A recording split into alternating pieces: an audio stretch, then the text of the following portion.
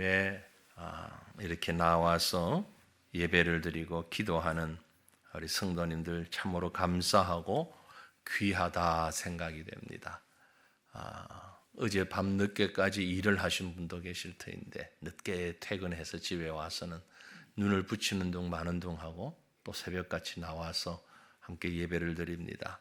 그러나 이 모임이 사람이 아닌 하나님을 기쁘시게 하는 또 우리의 삶을 주님 앞에 올려드리는 소중한 그런 예배가 된 줄로 알고 참여한 모든 분들에게 더 큰 은혜와 기쁨과 감사가 넘쳐나시기를 축복합니다. 우리가 삶을 살다 보면 가끔 어떤 일에 혹은 어떤 사람의 시간에 어떤 사건에 쫓기는 기분 들 때가 있죠. 우리 학생들은 시험을 앞두고 그럴 테고요.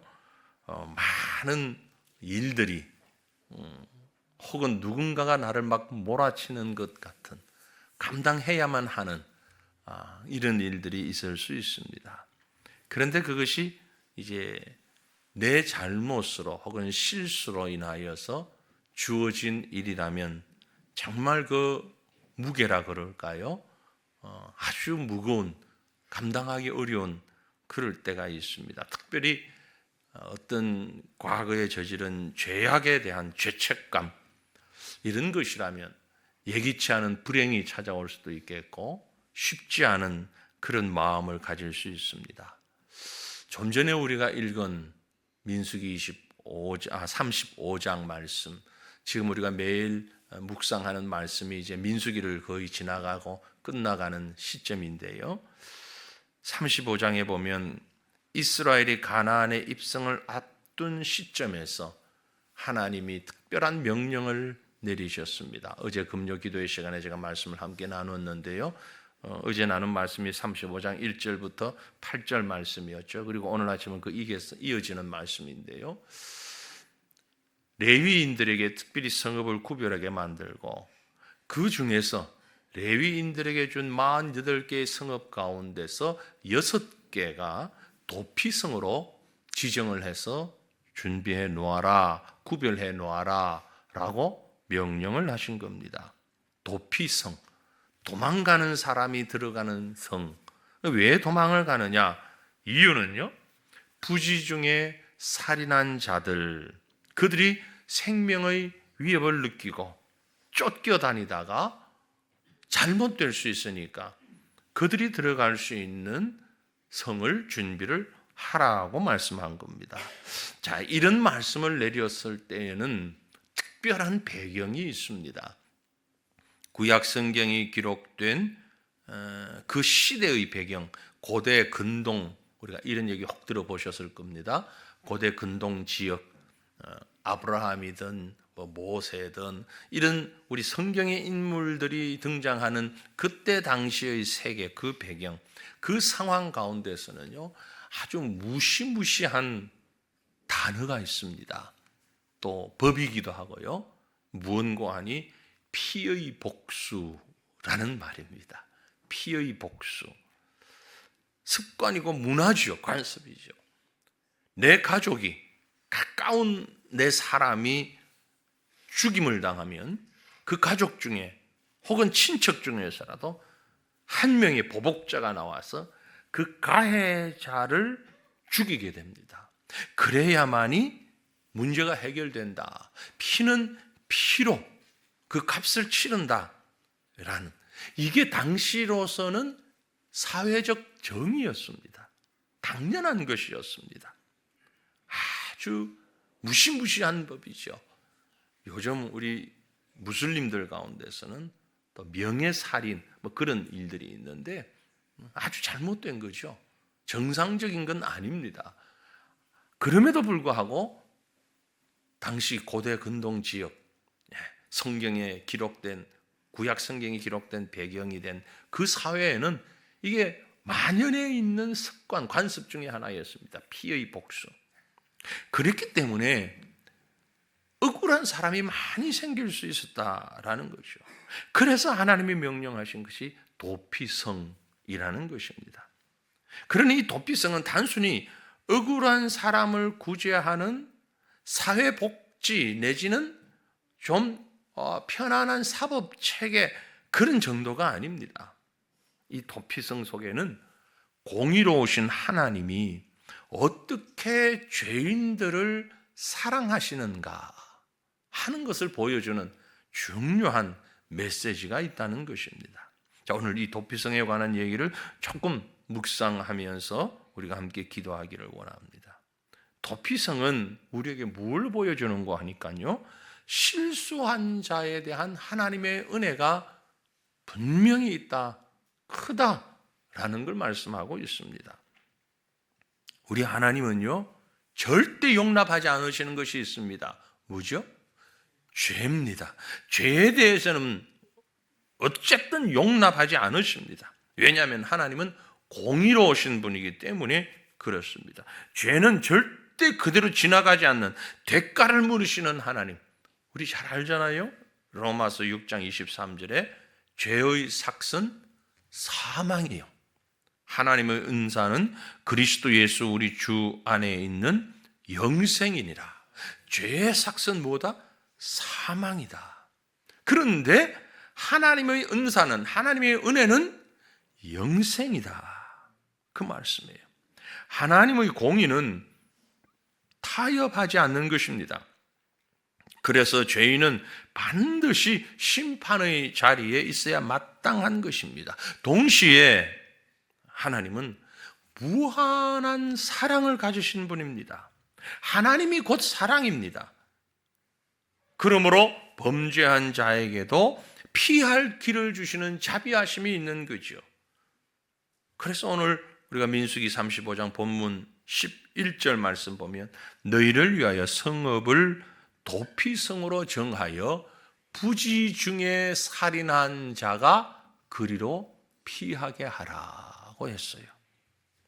분명한 대상이 있습니다. 도피성에 들어갈 수 있는 자격 혹은 대상이 분명히 있는데 그건 무엇입니까? 부지 중에 살인한 자, 의도치 않게 어쩌다 보니까 실수했는데, 뭐 예를 들면 여러 가지가 있겠지만 누가 이렇게 만지니까 야 그러지 마 했는데 그만 그 팔에 걸려서 바닥 넘어지면서 머리를 탁 찧어서 사람이 생명을 잃을 수도 있잖아요. 이런 것들을 부지 중에 살인한 것으로 얘기하는 것입니다. 의도야 어떻게 됐든 결과가 살인을 하게 되면 이건 엄청난 죄잖아요. 그런데 그 가해자로 지목된 사람은 너무너무 억울하잖아요. 사람을 죽이려고 마음 먹은 적도 없고 그렇게 뭐 세게 뭘 한 것도 아니고 의도한 것이 전혀 아닌데 이런 상황, 부지 중에 고의가 없는, 의도하지 않는 실수와 혹은 나의 연약함 때문에 잘못을 범했을 때 이런 자들을 보호하기 위한 것이 바로 도피성이었던 것입니다. 인간은 죄인입니다. 전적으로 타락했습니다. 그러나 부지 중에 정말 의도치 않게 다른 사람에게 상처를 주고 실수를 범할 수 있단 말이죠. 바로 그런 연약한 죄인을 위해 열려있는 곳이 도피성이었던 겁니다. 세상은 실수를 용납하지 않습니다. 좀 전에 들었던 예를 얘기하면 세상 법으로는 어쨌든 처벌을 받아야 되죠. 한 번의 잘못으로 낙인이 찍힙니다. 그 잘못이 선한 잘못인지 아닌지 상관없이 낙인 찍힐 수 있죠. 그러나 하나님은 그런 자들, 그런 우리가 피할 공간을 마련해 두신다라는 겁니다. 실수로 죄를 범한 자가 복수의 칼날에 허망하게 죽는 것을 원치 아니하시기 때문에 만들어준 겁니다. 결국 이 도피성은 신학적으로 혹은 우리가 윤리적으로 사회적으로 보았을 때 뭐라고 말할 수 있는가 하면 하나님의 준비된 사랑이다. 하나님이 준비하신, 우리를 위해서 준비해 놓으신 사랑이다. 그렇게 볼 수 있습니다. 완전하신 사랑의 결정체신 하나님께서 우리 한 사람 한 사람의 아주 연약한 부분까지 심각한 율법의 잣대로 긋지 아니하고 사랑으로 품어주시는 겁니다. 여러분, 이 말씀을 들을 때에 우리가 핑계해서는 안 되지만 자신에 대하여서 너무 심각한 율법의 잣대를 가지고 자학하지 마시기를 바랍니다. 어떤 분들 가운데 보면 스스로 너무 엄격하게 율법적 잣대로 스스로를 괴롭히는 분들이 있습니다. 여기는 안 계시겠지만은 오늘 새벽에 꼭 예배 드리러 가기로 했는데 마음 먹고 알람을 켜놨는데 실수를 해서 그러면 알람 못 듣고 못 나오신 분들이 한 서너 분 계실 거예요. 지금 이 자리에 안 나오신 분, 그분들 가운데 내가 이래가지고 권사라고, 권사님하고 하는 얘기 아닙니다. 내가 이래가지고 권사, 내가 이래가 하면서 무슨 교사라고, 오늘 교사들을 위해서 특별히 기도한다는데 교사 그만둬야 되겠다, 그러진 마라 이 말이에요. 스스로 자학하지 말아요. 너무 스스로에게 엄격하게. 하나님은 우리에게 은혜로우신 피난처를 만들어 주시는 하나님이십니다. 그게 바로 사랑의 하나님이라는 겁니다.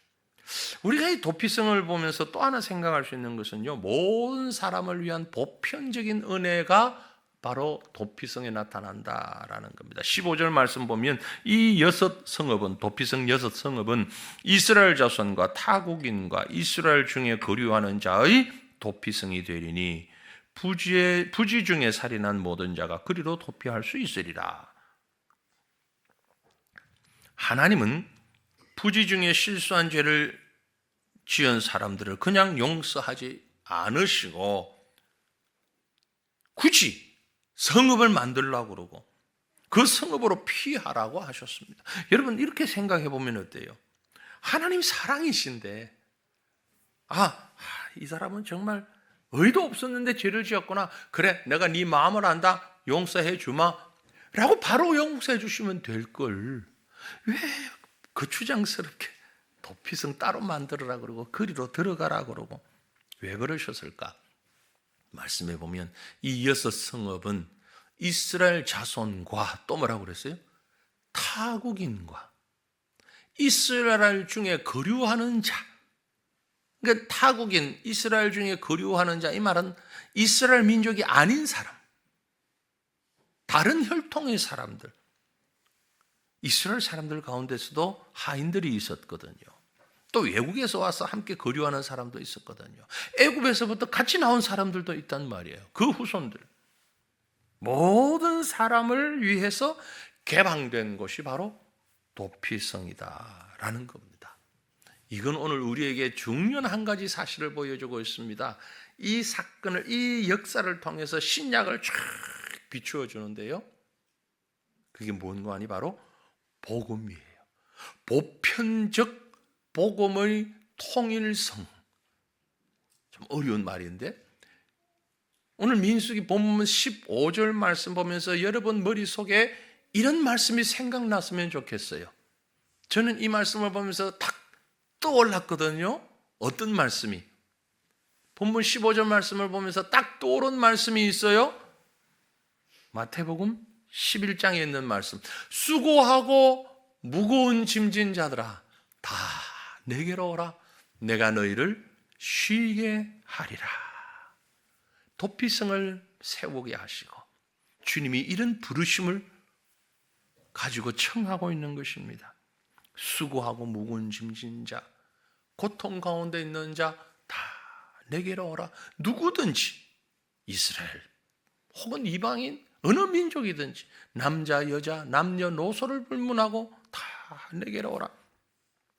그래서 오늘 말씀에도 보면은요, 도피성이 어디에 위치해 있는가 하니까 요단강을 중심으로 놓고 동쪽에 3개, 서쪽에 3개 그렇게 적절하게 분배를 해 놓았어요. 이건 이스라엘 사람들이 어디에서 살든지 간에 마음만 먹으면 하루 이틀 만에 달려갈 수 있는 자리, 단시간에 달려갈 수 있는 곳에 도피성이 있었다라는 거죠. 역사의 기록에 의하면은요, 그 도피성으로 가는 길은 넓었다 그래요. 좁은 길이 아니고 넓은 길을 만들어 놓고 표지판까지 있었다 그래요. 요즘 도로 표지판이 있듯이 다른 표지판은 없는데 미클라트 이게 이제 히브리어로 도피성 이런 사인보드 표지판이 있어가지고 이쪽으로 가면 있다. 그리고 길이 넓었어. 어쨌든 그곳으로 가는 사람들이 방해받지 않고 최대한 빠른 시간에 갈 수 있도록 길을 헤매지 않도록 그곳을 가르치고 있었다라는 겁니다. 이것이 바로 하나님의 은혜입니다. 구원으로 초청하는 하나님의 손길입니다. 보편적 구원. 그래서 도피성은 무엇을 상징하고 있는가 하니 바로 예수 그리스도를 상징하고 있어요. 예수 그리스도는 우리 모두의 도피성이다라는 겁니다. 여러분, 이 한 가지 사실은 우리에게 너무나 큰 감동을 줍니다. 도피성에 들어간 사람은 그럼 어떻게 해요? 죽을 때까지 거기에 살아야 되나요? 물론 나름대로의 그때 당시 합법적인 재판을 받습니다. 그러나 한 가지 중요한 대원칙이 있었습니다. 그게 뭔가 하니까 우리가 읽질 않았습니다만 민수기 35장 뒤에 나가다 보면 25절부터 28절까지의 말씀이 있어요. 25절부터 28절 말씀 우리 함께 읽겠습니다. 피를 보복하는 자의 손에서 살인자를 건져내어 그가 피하였던 도피성으로 돌려보낼 것이요 그는 거룩한 기름 부음을 받은 대제사장이 죽기까지 거기 거주할 것이니라. 그러나 살인자가 어느 때든지 그 피하였던 도피성 지경 밖에 나가면 피를 보복하는 자가 도피성 지경 밖에서 그 살인자를 만나 죽일지라도 피 흘린 죄가 없나니 이는 살인자가 대제사장이 죽기까지 그 도피성에 머물러야 할 것임이라. 대제사장이 죽은 후에는 그 살인자가 자기 소유의 땅으로 돌아갈 수 있느니라. 아멘. 중요한 기준이 뭐였죠? 대제사장의 죽음입니다. 뭐 재판을 하다가 뭘 하다가도 도피성 밖에 나가면 안 돼요. 아까 말한 피의 복수요. 그래서 위험한 상황에 빠집니다. 그런데 도피성 들어간 사람이 대제사장의 죽음이 있다면 대제사장은 한 사람이잖아요. 그 이스라엘 민족 가운데 그 대제사장이 죽으면 이유 따지지 않고 다 해방입니다. 다 해방. 그 성 안에 있던 사람들이 다 자기 집으로 돌아가도 된다. 일상생활을 해도 된다. 기준은 대제사장의 죽음입니다. 왜 이런 이상한 제도를 두셨을까요? 이게 바로 대속의 원리인 겁니다.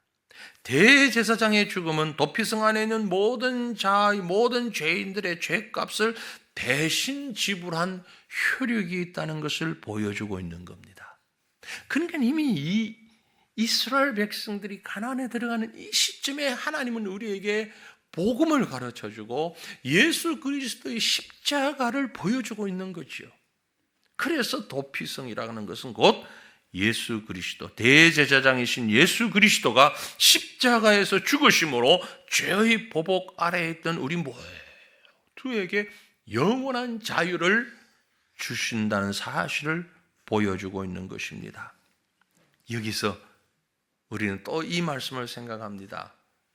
그러므로 이제 그리스도 예수 안에 있는 자에게는 결코 정죄함이 없나니.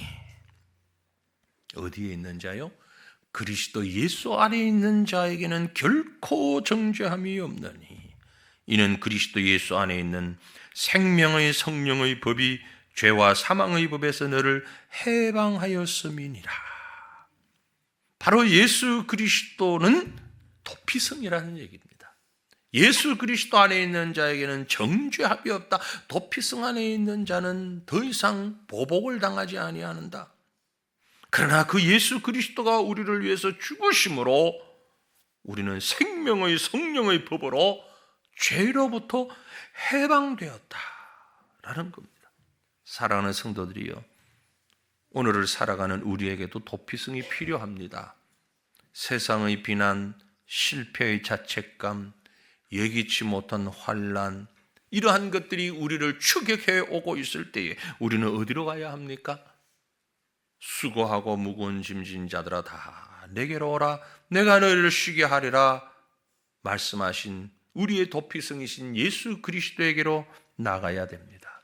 우리의 도피성은 멀리 있지 않습니다. 우리가 무릎 꿇는 이 자리가, 내가 주님을 부르는 그 자리가 바로 우리의 도피성이신 예수 그리스도가 계신 곳입니다. 나를 위해 피 흘리신 우리 예수 그리스도의 이름이 있는 곳, 그곳이 바로 우리의 도피성이 되는 것입니다. 이 도피성 안으로 들어온 자는 성 밖을 쳐다보며 두려워할 필요가 없습니다. 성문이 닫히는 순간 우리를 지키는 그 성벽이, 하나님께서 성벽이 되셔서 우리를 보호하시는 것입니다. 오직 예수 그리스도의 십자가를 통하여서 우리는 참 자유를 또한 얻을 수 있는 것입니다. 이 귀한 복음의 진리를 깨닫고 도피성 되신 예수 그리스도 안에서 참된 사랑과 안식을 누리는 저와 여러분 되시기를 주님의 이름으로 축원합니다.